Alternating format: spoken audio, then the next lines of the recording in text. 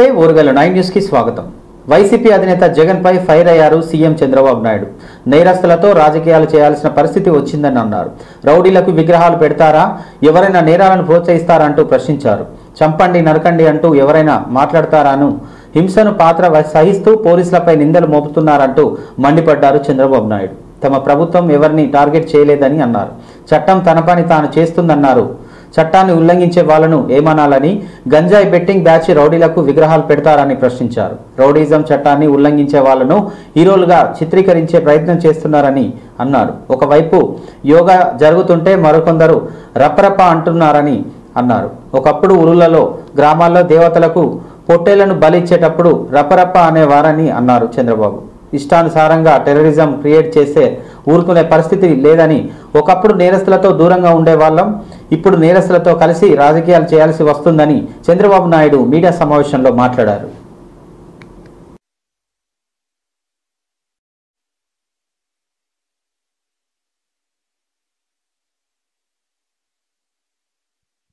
Concentration power పెంచుకోగలిగితే wonder చేసే అవకాశం ఉంటుంది. అదే మరి ప్రశాంతంగా కూడా ఉంటాయి. దీన్ని ఏ విధంగా తీసుకుపోవాలనో ఇవన్నీ అనుభవాలు చూసిన తర్వాత భవిష్యత్తులో ఆఫ్లైన్ ఆన్లైన్ ట్రైనింగ్ కూడా ఇస్తాం. అదే మరి కోర్సెస్ కూడా కండక్ట్ చేస్తాం. దీన్ని లాజికల్గా తీసుకుపోయే వరకు దీని మీద శ్రద్ధ పెడతాం. అయితే మంత్ దీనిపైన డిక్లరేషన్ కూడా పెట్టాం. 8 లక్షల లొకేషన్లో వేసాం. సో ఎవరైనా చూసి అదే మరి వాటర్ కంటామినేషన్ వచ్చినా ప్రాబ్లమ్స్ వస్తాయి. గతంలో మొత్తం సూర్యోదయానికి ముందు భోంచేసి ఏరియా నుంచి 25 వాళ్ళు కూడా యాక్సెప్ట్ చేసి చెస్ పెట్టాం. కాదు, ఆ గంగమ్మ జాతరలో పొట్టేళ్లు నరకడం అలవాటు, చెస్ పెట్టాం. రాష్ట్రం అంతా పాజిటివ్గా వచ్చారు. వీళ్ళు మాత్రం దాన్ని చెడగొట్టడానికి ఏం చేయాలనో వైలెన్స్ క్రియేట్ చేయాలి, డైవర్ట్ చేయాలి public attention. That is their art or their intentions. అందుకే క్రిమినల్స్ ఎప్పుడు కూడా క్రిమినల్ బ్రెయిన్సే పనిచేస్తూనే ఉంటాయి. వాళ్ళకు నరికేస్తాం, చంపేస్తాం, రఫాడతాం, రఫా రఫా రఫా నరికేస్తాం. లేదంటే గంగ జాతరలో బలి ఇచ్చేస్తాం. ఒక గంగమ్మ జాతర కాదు, గంగమ్మ ఎవ్రీవేర్ ఉంటుంది, తిరుపతే కాదు. ఆ గంగమ్మ జాతరలో పొట్టేళ్లు నరకడం అలవాటు. ఏ ఊరికి ఆ ఊరు ఇది ఇస్తారు, బలిస్తారు, పశువులు బలిస్తూ ఉంటారు. అది ఇప్పుడు మాట్లాడే పరిస్థితి. ఊర్లో గ్రామ దేవతలు కూడా ఇచ్చేవాళ్ళు. ఒకప్పుడు ఒక ఊర్లో గ్రామ దేవత ఉంటే శక్తిని బట్టి ఒక పొట్టేల్ని బలిచ్చేవాళ్ళు. అప్పుడు అది పెద్ద ఫంక్షన్ చేసేవాళ్ళు ఊర్లలో. మేము చిన్నప్పుడంతా చూసాం. ఇంటికి ప్రతి ఒక్కడు పెంచేవాడు ఒకదాన్ని, ఒక పొట్టేలు పెంచేవాడు. జనాన్ని చూసి భయపడిపోతే పూర్తి చేసుకునే ప్రజలు చేశారు. పెట్టడం ఎలా చూడొచ్చు సార్? ఇంకా చేయాల్సిన చాలా ఉంది. గంజాయి కానీ అదే మరి డ్రగ్స్ కానీ. ఇప్పుడు ఏంటంటే ఎక్కడన్నా పోతే ఎంత బాధేస్తుందంటే, 3 ఏళ్ళ అమ్మాయి పైన రేప్ చేస్తారా? అరే హ్యూమన్ బీయింగ్, నీ మైండ్ అంత ఖరాబ్ అయినాక నీ మైండ్ ఎట్ట బాగు చేస్తామండి నేను అడుగుతున్నా. ముసుగులో ఉండే కమ్యూనల్ ఎలిమెంట్స్ కూడా హ్యాండిల్ చేశాం. అంటే ఎక్కడికి తీసుకుపోతాం ఈ సమాజాన్ని? ఎవడికి న్యాయం జరుగుతుంది? ఒక రౌడీ శాసించే పరిస్థితులు ఒక ఊర్లో వస్తాయి. మీరందరూ ఆలోచిస్తారా? చాలాసార్లు చెప్తా ఉంటాను నేను. గవర్నమెంట్లో అరాచకాలు జరిగాయా లేదా? జరిగిన దానికి యాక్షన్ తీసుకోకుండా వదిలేస్తారా? ప్రతి ఇంటికి టీడీపీ మేనిఫెస్టో అనేటువంటి ఒక కార్యక్రమం అలాంటిది 1 ఇయర్ తర్వాత పోయి నేను పోలేదే అదే నేను వచ్చాను. అతను చేసిన పనులు కూడా నేను క్యాన్సిల్ చేశాను. దాన్ని కరెక్ట్ చేసి మాడిఫై చేసి ప్రజాహితం కోసం ముందు తీసుకుపోతాను. పర్మిషన్ ఎవరికి నష్టం లేదు. అమికబుల్గా ఇచ్చి పుచ్చుకునే ధోరణిలో సముద్రంలో పోయే నీళ్లు మీరు వాడుతున్నారు. డెఫినెట్గా ఏ గవర్నమెంట్ అయినా ఒక ఊర్లో ఓటేస్తే భాగస్వామ్యంగా ఉంది సార్. ఆ ఫలితాలు ప్రజలకు అందకుండా చేయాలి. నల్గొండ అయితే ఫ్లోరైడ్ వేసేసాను ఈవెంట్ కాబట్టి ఐ డోంట్ థింక్ సో. ఇప్పటివరకు నా నోటీస్ ద్వారా నువ్వే తెస్తాను. నీకే రేవంత్ రెడ్డికి బేసిక్స్ తెలియవని, బేసెన్సీ తెలియవని సెటైర్ వేశారు మాజీ మంత్రి హరీష్ రావు. దేవాదుల ఏ బేస్లో ఉందో రేవంత్ కు తెలియదన్నారు. ముఖ్యమంత్రి అశ్రద్ధ నిన్న బయటపడిందని విమర్శించారు. బనకచెర్లపై రేవంత్ అసత్య ప్రచారాలు చెప్పారని అన్నారు. ఆంధ్ర దోపిడీ అడ్డుకోమంటే తమపై విమర్శలు చేస్తున్నారని ఫైర్ అయ్యారు. బీఆర్ఎస్ పార్టీ తరపున బనకచెర్ల ప్రాజెక్టు ఆపడానికి సహకరిస్తామని చెప్పారు. అసెంబ్లీలో తీర్మానం చేస్తే తాము మద్దతిస్తామని అన్నారు. బనకచెర్లపై సర్కార్ను నిద్రలేపింది బీఆర్ఎస్ఏనని అన్నారు. తాను ప్రశ్నిస్తేనే సీఎం ఢిల్లీకి లేఖలు రాశారని హరీష్ రావు మీడియా సమావేశంలో మాట్లాడారు. అడ్డుకోండని మేం మాట్లాడితే బోడగుండుకు మోకాలకు ముడిపెట్టినట్టుగా నిన్న రేవంత్ రెడ్డి గారు మాట్లాడారు. అసలు విషయాన్ని పక్కన పెట్టి సొల్లువాగుడు వాగారు ముఖ్యమంత్రి గారు. బేసిన్ల గురించి బేసిక్ నాలెడ్జ్ లేకుండా నిన్న రేవంత్ రెడ్డి గారు మాట్లాడారు. ఆయనకు బహుశా బ్యాగుల మీద మంచి నాలెడ్జ్ ఉన్నట్టుంది, కానీ బేసిన్ల మీద ఆయనకు నాలెడ్జ్ లేదు అని నిన్నటి పీపీటీతో స్పష్టమైపోయింది. ఓ సంస్కారం లేని వ్యక్తి, మాట్లాడితే సొల్లు, మాట్లాడితే ఎదుటిమారి మీద బురద జల్లడం, నోటికొచ్చినట్టు ఒదురుబోత్తనంతో మాట్లాడడం. ఆయన సలహాదారుడు తెలంగాణ కిందికి వస్తుందా ఆంధ్ర కిందికి వస్తుందా అని అడుగుతాడు నిన్న. అంటే ఇది నల్లమల్ల పులిమిడ్డ కాదు, వెకిలి మాటల వెర్రిబిడ్డ అని నిన్న తెలుసుకున్నాడు రేవంత్ రెడ్డి. ఏకవాక్య తీర్మానం చేసి ఢిల్లీకి పంపి నువ్వు దాని మీద రాష్ట్ర ప్రయోజనాలు కాపాడతావా, దాన్ని రాజకీయ వేదికగా మారుస్తావా? నీకు జ్ఞానం లేకపోతే నీ యొక్క మూర్ఖత్వం వల్ల ఈ రాష్ట్రం నష్టపోయే ప్రమాదం ఉంది మిస్టర్ రేవంత్ రెడ్డి. చంద్రబాబును అడుక్కునే బుద్ధి పోతున్నట్లేదు. వార్దా తమ్మిడిహట్టి వార్దా ప్రాజెక్ట్ సంబంధించి ఢిల్లీలో ప్రాజెక్టు పరిశీలనలో ఉంది. దానికి కూడా సూత్రప్రాయంగా కేంద్రం అంగీకరించింది. Chief minister union water resource minister కు కేసీఆర్ గారు రాసిన లెటర్. దీంట్లో drinking water Telangana will use of the, ఆ నది పరివాహక ప్రాంతంలో పుట్టి పెరిగినవు, ఆడ నుంచి ఎమ్మెల్యే అయినవు, ఆ నదిలో వాటా ఎంత, ఆ నదిలో మన హక్కు ఎంత కూడా. ఇంత ద్రోహమా నువ్వు మాట్లాడుతున్నావు? ఈరోజు ప్రధానమంత్రి గారి దగ్గరికి వెళ్ళారు. పోలవరం నుంచి మళ్లించే నీళ్లలో 45 టీఎంసీలు కూడా నాగార్జున సాగర్ ఎగువన తెలంగాణకు వచ్చే దాన్ని కూడా టర్మ్స్ ఆఫ్ రెఫరెన్స్ లో చేర్పించి ఆనాడు సెక్షన్ 3ని కేసీఆర్ సాధించారు. My document, this is the document submitted by Telangana irrigation department in front of the Brijesh Kumar tribunal. చేస్తే కోర్టు నిన్ను జైల్లో వేస్తాం బిడ్డ అని హెచ్చరించినటువంటి వ్యక్తిని తెచ్చి తెలంగాణ నీటిపారుదల శాఖ సలహాదారుడుగా పెట్టుకున్నారు. ఇప్పుడు అర్థమైతలేదా? I show the record also. అప్పుడు కప్పిపుచ్చుకోవడానికి గొంతు పెద్ద చించుకుంటాడు, కానీ కాన్ఫ్లిక్ట్ ఆఫ్ ఇంట్రెస్ట్ కాదు. ఎంతసేపు అదే ఆ చంద్రబాబు నాయుడు దాంట్లోకి బయటకు వస్తేట్లేడు. సమయంలో ఇచ్చిన నీళ్లు 48,74,000 ఎకరాలు. నిర్వాసితులకు డబ్బులు ఇచ్చి ఎల్లంపల్లిని పూర్తి స్థాయిలో నీళ్లు నింపాం, కట్టాం, అన్నారం కట్టకపోయింది. ఆయన ఎస్ఎల్బిసి కుప్పగూలి అయిపోతున్నట్టన అది తాత్కాలిక ఒప్పందం. ఆయన కూడా బీఆర్ఎస్ మీద వెళ్తాడు. నిన్న మాట్లాడుతున్నాడు ఆయన. అసలు కూలింది మీ కాలంలో కాదా?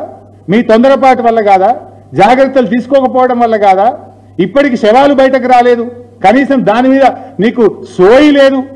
ఇంకా ఉల్టా దబాయిసేది అంటారు చూడు, చోరు ఉల్టా కోత్వాల్కు దాంటే ప్రొసీజర్ అండ్ రూల్స్ ప్రకారంగా, ట్రిబ్యునల్ ఆర్డర్స్ ప్రకారంగా ఈ రాష్ట్రానికి. తెలంగాణలో సంచలనంగా మారిన phone tapping case AP politics లో హీట్ రేపుతుంది. ఏపీకి చెందిన ప్రముఖుల ఫోన్లు కూడా ట్యాప్ అయ్యాయని అంటూ ఆరోపణలు వినిపిస్తుండటంతో హాట్ టాపిక్ గా మారింది. ఈ క్రమంలో జగన్ తన ఫోన్ కూడా ట్యాపింగ్ చేశారంటూ ఏపీ పీసీసీ చీఫ్ షర్మిల సంచలన ఆరోపణలు చేశారు. గురువారం షర్మిల వ్యాఖ్యలపై స్పందించిన వైఎస్ జగన్ కీలక వ్యాఖ్యలు చేశారు. పక్క రాష్ట్రంలో ఫోన్ ట్యాపింగ్ జరిగితే మాకేంటి సంబంధమని అన్నారు. షర్మిల అప్పట్లో క్రియాశీలకంగా ఉందని చేశారేమోనని అన్నారు. అసలు ఫోన్ ట్యాపింగ్ చేశారో లేదో మాకిలా తెలుస్తుందన్నారు. ఇది ఇలా ఉండగా ఏపీ తెలంగాణ మధ్య నీటి వివాదంపై స్పందించిన జగన్ కీలక వ్యాఖ్యలు చేశారు.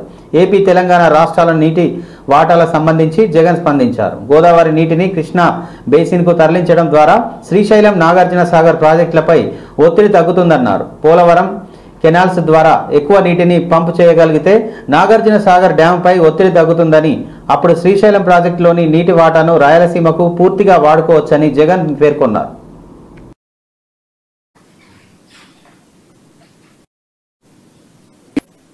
టాపిక్ డైవర్ట్ చేసేందుకు ఉపయోగపడుతుందనే ఉద్దేశం కూడా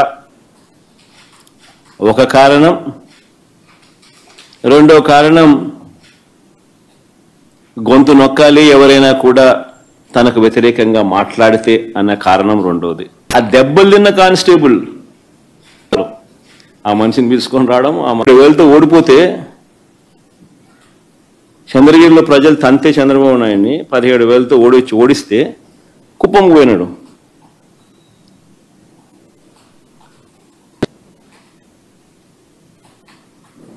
రాజకేశ్వర రెడ్డి, బాలాజీ, గోవిందప్ప ఇలాంటి వారిని అరెస్ట్ చేసి జైలుకు పంపారు. తీసుకుని వీళ్ళని అరెస్ట్ చేసే ధ్వంసం చేసే కార్యక్రమం. ఇదే కొమ్మినేని శ్రీనివాస్ గారు కొమ్మినేని శ్రీనివాసరావు గారు అయితే అనే ఒక పేదవాడు, ఒక పేద కూలి అప్పు చెల్లించలేదని చేసి మరి 50% పదవులు 36,000 ఇస్తానని చెప్పినోడు కనీసం 109 కోట్లకు గాను రాష్ట్రంలో 50 ఏళ్ళు ఎంతమంది నాలుక మందమని అందించి ఏప్రిల్ మేలో ఇవ్వాలి. నెలకు ఫీజులు పెంచి మేలు జరిగిందా అంటే అది లేదు. అది ఇప్పటికీ అబద్ధాలు. తాను అబద్ధాలు ఆడుతూ తాను ఎప్పుడూ ఏ ప్రభుత్వం ఆస్తిని తాకట్టు పెట్టలేదని చెప్పి మధ్యకాలంలో చాలా గట్టిగా గంభీరంగా చెప్పాడు. డైరెక్ట్ డెబిట్ మ్యాండేట్ మీ నమోదు సంఖ్య అంటే ఆమె ఓటీపీ నెంబర్ ఇచ్చినారు. ఈ నెంబర్ ఇచ్చి మీ సంక్షేమ వివరములకు తెలపడానికి ఈ నెంబర్కు మిస్డ్ కాల్ ఇవ్వండి అని కూడా కేసు పెట్టారు సార్. ప్రేమ ఎక్కువైంది. ప్రేమ ఎక్కువైనప్పుడు వాళ్ళు వస్తే తప్పే ఉంది. వాళ్ళు వచ్చినందువల్ల నీకేం బాధ? నువ్వేమైనా వాళ్ళకైనా భోజనం పెడతానావా? నువ్వేమైనా వాళ్ళని ఏమైనా చూసుకుంటున్నావా? నీకేం బాధ? మా పార్టీ వాళ్ళు, లేకపోతే నన్ను అభిమానించే వాళ్ళు, నన్ను ప్రేమించే వాళ్ళు, లేకపోతే ప్రజలతో పాటు నేను మమేకం అవుతున్నాను, వాళ్ళకి లేని బాధ నాకు లేని బాధ నీకెందుకు బాధ? ఏను స్వామి ఇది? ఏ ప్రపంచంలో ఉన్నాము? ఇదంతా డెమోక్రసీలో ఉన్నామా? డెమోక్రసీలో లేమా? సార్ ఆ పోస్టర్ పట్టుకున్న అతను కూడా టీడీపీ కుర్రాడు సార్. రైట్స్ వీళ్ళకి తాకట్టు పెడతా ఉన్నారు. దాదాపుగా 80% ఆఫ్ ది లోనా అంతే, అక్కడైనా పోలవరమైనా అంతే.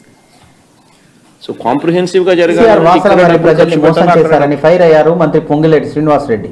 ఎప్పుడు ఎన్నికలు వచ్చినా బొమ్మాయిలను చూపించుకొని ఓట్లు వేయించుకున్నారని మండిపడ్డారు. జూన్ 19న యాదాద్రి జిల్లా తుర్కపల్లి మండలం వాసలమరిలో 205 మంది లబ్ధిదారులకు ఇందిరమ్మ ఇండ్లు మంజూరు పత్రాలను అందజేశారు. ఈ సందర్భంగా మాట్లాడిన ఆయన సీఎం రేవంత్ రెడ్డి చొరవతోనే ఒక వారంలోనే వాసలమరిని బాగు చేస్తున్నామని చెప్పారు. ఆగం చేసిన వాసలమరిని అభివృద్ధి చేసి చూపిస్తామని, పేదోడి సొంత ఇంటికలా సహకారం ఇస్తున్నామని అన్నారు. ఎన్నికలు ఎప్పుడొచ్చినా బొమ్మ ఇల్లు చూపించుకొని ఓట్లు వేయించుకున్నారని తప్ప ఒక్క ఇల్లు కూడా కట్టించలేదని అన్నారు. మేము మాత్రం ఎన్నికల ముందు ఇచ్చిన ప్రతి హామీలను నెరవేరుస్తున్నామన్నారు. ఇందిరమ్మ ఇండ్లు ప్రభుత్వమే పేదోడి ప్రభుత్వమని అన్నారు. 20 లక్షల ఇందిరమ్మ ఇళ్లను కట్టడం కాంగ్రెస్ ప్రభుత్వం చిత్తశుద్ధికి నిదర్శనమని అన్నారు. భూభారతి చట్టంలో భూములను కాపాడుతామని, ఆగస్టు లోపు భూ సమస్యలు మొత్తం పరిష్కరిస్తామని, ఒప్పును తప్పుగా చేసి 10 ఏళ్లు రాష్ట్రాన్ని ఆగం చేసిన కేసీఆర్ మళ్లీ ప్రజలకు నమ్మించి మోసం చేయడానికి కుట్ర చేస్తున్నాడని పొంగులేటి శ్రీనివాసరెడ్డి మాట్లాడారు. మీతోనే మమేకమై ఉంటారు. యువకిషోరం చామల కిరణ్ అన్న గారికి, సభ్యులు గారు ఈనాడు ప్రత్యక్షంగా ఈ గ్రామంలో ఉండి మనం చూస్తున్నాం. అది ఆనాటి పరిపాలన, ఆ పరిపాలన దక్షత. ఎప్పుడు ఎన్నికలు వచ్చినా బొమ్మలు చూపించి ఓట్లు తెచ్చుకోవడం తప్ప, నువ్వు నన్ను గెలిపిస్తే ఇగో ఈ డబుల్ బెడ్రూమ్ ఇస్తామనే బొమ్మను చూపించి ఓట్లేంచుకోవటం తప్ప పొట్టమని ఏ ఊర్లో ఒక 10 ఇళ్లు కట్టిన సందర్భాలు లేదు. ఒక 10 మంది పేదవాళ్ళకి ఉపయోగపడ్డ కార్యక్రమం ఆనాటి ప్రభుత్వం చేయలే. ధనిక తెలంగాణ రాష్ట్రాన్ని ఇందాక మిత్రులు చెప్పినట్లు 8,19,000 కోట్ల అప్పు అయితే చేశారు. అప్పు చేయటమే కాదు, ఆ చేసిన అప్పు మన ఇందిరమ్మ ప్రభుత్వం ప్రతి నెల 6,500 కోట్లు అసలు మిత్తి కడుతూ,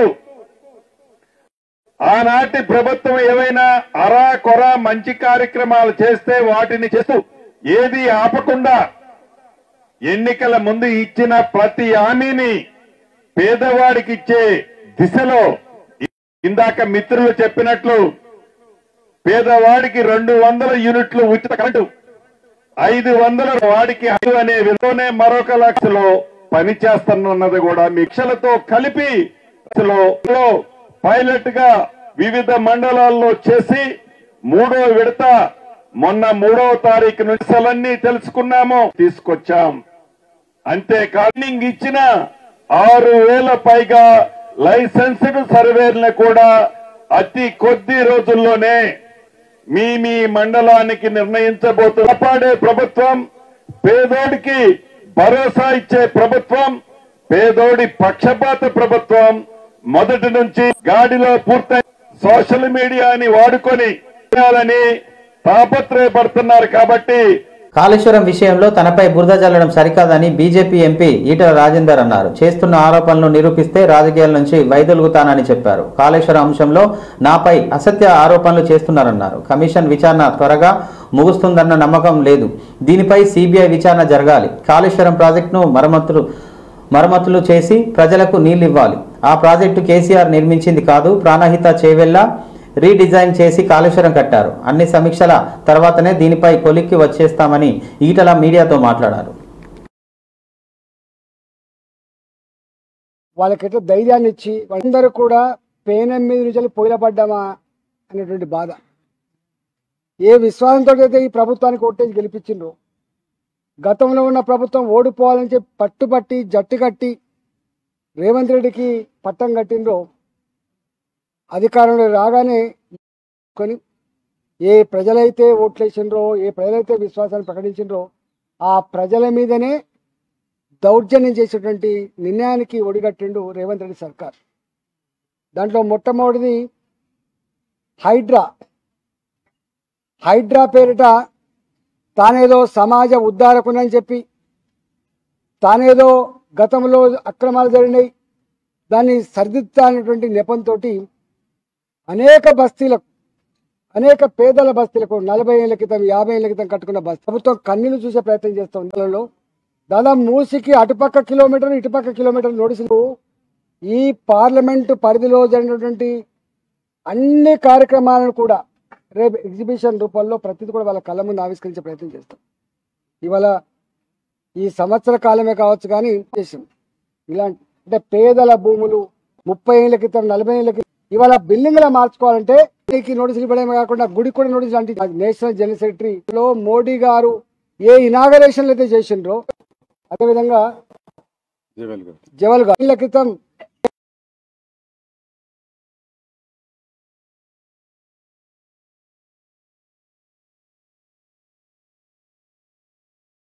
ఇంతటితో ఈ వార్తలు సమాప్తం. మరో వార్తలతో మళ్ళీ కలుద్దాం. చూస్తూనే ఉండండి ఓరుగల్లు 9 న్యూస్.